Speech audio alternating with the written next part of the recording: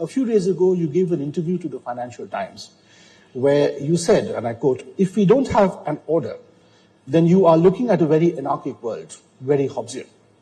But you also said, and this was the headline of the article, in fact, "The virtues of the old order, of the old world order, are exaggerated." Why are they exaggerated? Well, first of all, good to be with all of you and with all of you too. Look, I think we do need an international order, just like we need a domestic order. So if you need a society in a country, you need an international version of that. And it's not just big countries who will benefit if there is no order. I would argue that any country which will take risks, which will have extreme positions, which would test the system, will actually use disorder to its advantage. I mean, we've seen in our own neighborhood, you don't have to be a big country to be a risky country. I have some smaller neighbors who've done a pretty good job at that. So, first of all, I think we should all, understand the importance of an order.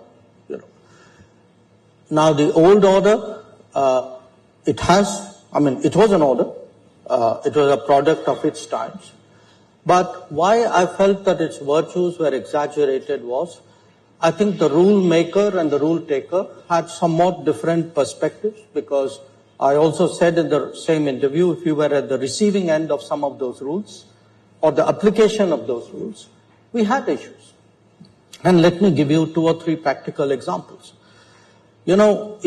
If you capriciously, if it suits your interest, somebody is good, not good, well, I'll make up my mind how they're going to do, and you apply that order to the same country on the same issues differently. Take Afghanistan, okay? So the same Afghanistan, the same Taliban, which was an outlier, was welcomed in the Doha process, was welcomed in Oslo. Apparently at that time people were okay with it. Today again we are going back saying, Taliban is doing all these not so good things. Now, if they were doing all of that, what was discussed in Oslo and Doha? You had a British general who described them at that time as, they are country boys with their own honor code. Now, so when it suits you to deal with the Taliban, they are okay. When it is not, they are not okay. You are an extremist today, you wear a suit and tie, you are okay. I think I have a problem with that order. Let's give you a second example. We all speak of sovereignty and territorial integrity. All of us agree.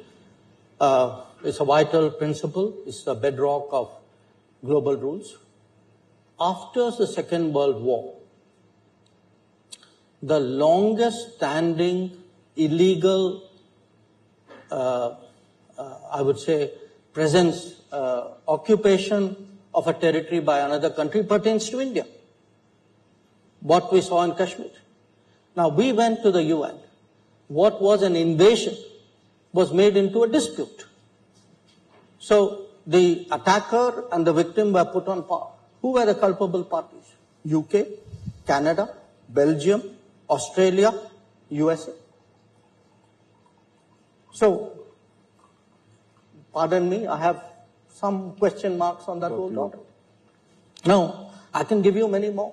We speak today of political interference. When the West goes out into other countries, it's apparently in pursuance of democratic freedoms. When other countries come into the West, it seems to have a very malign intention. So, I think we need, if to have an order, there must be fairness. I agree with you, Dominic, we need a strong UN, but a strong UN requires a fair UN. A strong, a global order must have some basic consistency of standards. We have military coups to our east in Myanmar. They are no-no. We have them even more regularly to the west. Where? They seem to be okay. So I think it's important to audit the working of the world for the last 8 decades and be honest about it And to understand today that, the balances, the shareholdings in the world have changed, we need a different conversation.